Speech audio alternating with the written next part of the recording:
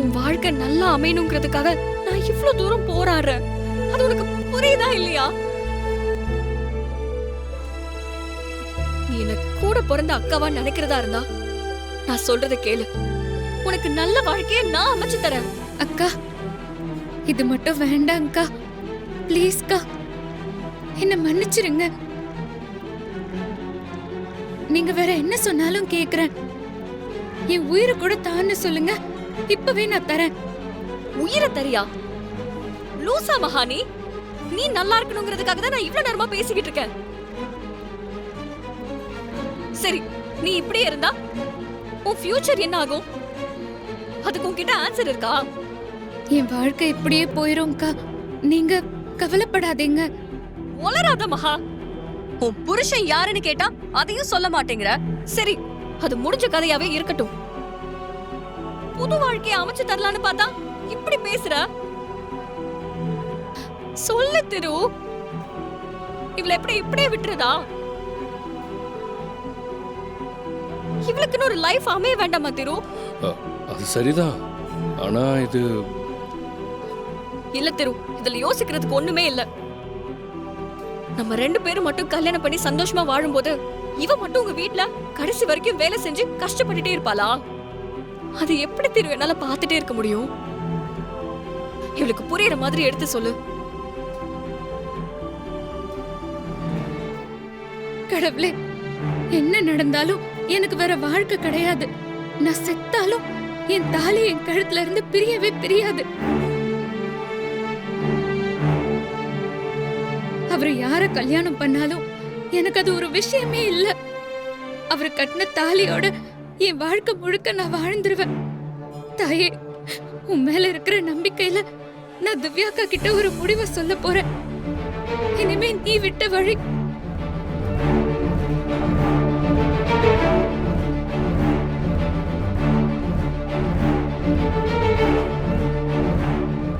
இப்ப சொல்லு. அக்கா, நான் எந்த ஒரு முடிவு எடுத்தாலும் அந்த அம்மனை கேட்காம முடிவு எடுக்கிறது இல்ல. அது உங்களுக்கே தெரியும். நீங்க இவ்ளோ தூரம் சொல்றதால அந்த அம்மன் மேல பாரத்தை போட்டு நானும் ஒரு முடிவு எடுத்திருக்கேன்க்கா. என்ன முடிவு எடுத்திருக்க? சொல்லு மகா. அக்கா, இந்த சாமி முன்னாடி ஒரு சீட்டு எழுதி போடுவோம். அந்த சாமியை ஒரு முடிவு எடுக்கட்டும். அந்த சீட்ல என்ன வருதோ, அதுல என்ன வந்தாலும் சரி, அதை நான் ஏத்துக்கிறேன்.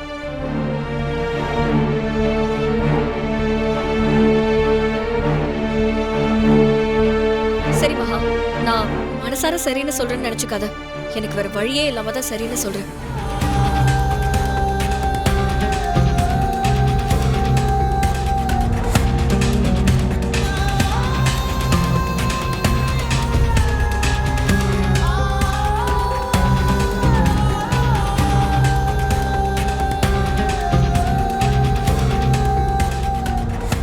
என்ன வந்திருக்கு?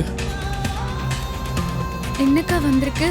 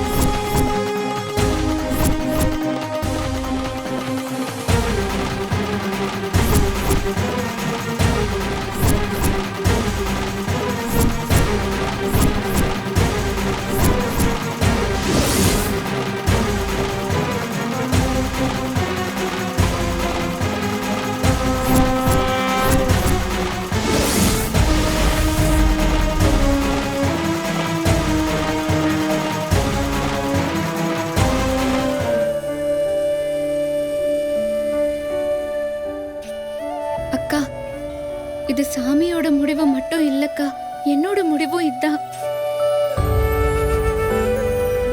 நான் கடைசி வரைக்கும் அவரை நினைச்சுக்கிட்டே வாழ்ந்துருவேன்க்கா.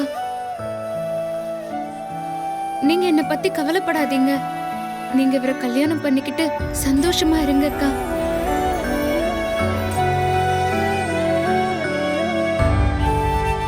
வளராத, உன்னை அப்படியெல்லாம் விட்டுற முடியாது. என்னக்கா இப்படி சொல்றீங்க? என்ன உங்க வீட்ல வந்து பார்க்கலான்னு நினைச்சோம். ஆனா இப்ப நிலைமை சரியில்லைன்னு லட்சுமி சொன்னா, அதான் இங்க கோயில்ல பாக்குற மாதிரி ஆயிடுச்சு. எங்களாலதான் உங்களுக்கு இவ்வளவு பிரச்சனை. தப்பா நினைச்சுக்காதீங்க மாப்பிள்ள. அதெல்லாம் பரவாயில்ல பாட்டி, நாங்க சந்தோஷமா தானே இருக்கோம். எல்லா பிரச்சனையும் சரியானதுக்கு பின்னாடி நானே உங்களுக்கு ஃபோன் பண்றேன். அதுக்கப்புறம் நீங்க வீட்டுக்கு வாங்க. ஆமாம், அப்ப வாங்க. மாப்பிள்ள, கல்யாணம் ஆன கையோட லட்சுமியை அப்படியே அனுப்பி வச்சிட்டோம். எந்த சடங்கு முறையுமே செய்ய முடியல. மறு வீடுன்னு ஒண்ணு லட்சுமி வாழ்க்கையில இல்லாம போயிடுச்சு. அது ஒரு முக்கியமான சடங்கு.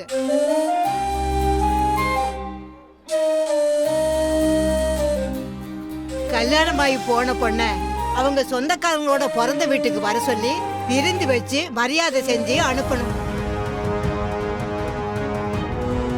அதனால நீங்க கண்டிப்பா உங்க குடும்பத்தோட நல்லூருக்கு மறு வீட்டுக்கு வரணும்.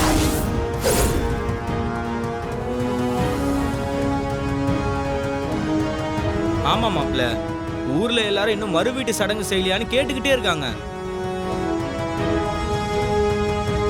இன்னொரு முக்கியமான விஷயம், லட்சுமி இன்னுமாடி நீ அவளை நம்பிட்டு இருக்க? மா, அவளே வாழ்க்கையை தொலைச்சிட்டு நிக்கிறா. நான் எப்படியாவது அவகிட்ட பேசி கன்வின்ஸ் பண்ணலாம் தான் நினைச்சேன். ஆனா அவ அதை அக்செப்ட் பண்ணிக்க மாட்டேங்கிறா. நான் தான் சொன்னேனே, அவ என்ன ஆனாலும் இதுக்கு ஒத்துக்க மாட்டான்னு. நீ சொன்ன அவ செய்வான்னு சொல்லி நீதான் ரொம்ப குதிச்ச. இப்ப என்ன ஆச்சு? சரி, நீ என்கிட்ட சொன்ன மாதிரி எப்ப அவளை நீ அந்த வீட்டை விட்டு துரத்த போற? இதுதான் சான்ஸ்னு உடனே ஆரம்பிக்காதீங்கம்மா. அவ தாலிய தான் உசரா நினைக்கிறவ. அது என்னால புரிஞ்சுக்க முடியுது. அதுக்காக அப்படியே விட்டுற முடியுமா? அவகிட்ட கொஞ்சம் கொஞ்சமா பேசிதான் கன்வின்ஸ் பண்ணணும். அவ மனசு மாறதுக்கு அவளுக்கும் கொஞ்சம் டைம் கொடுக்கணுமா?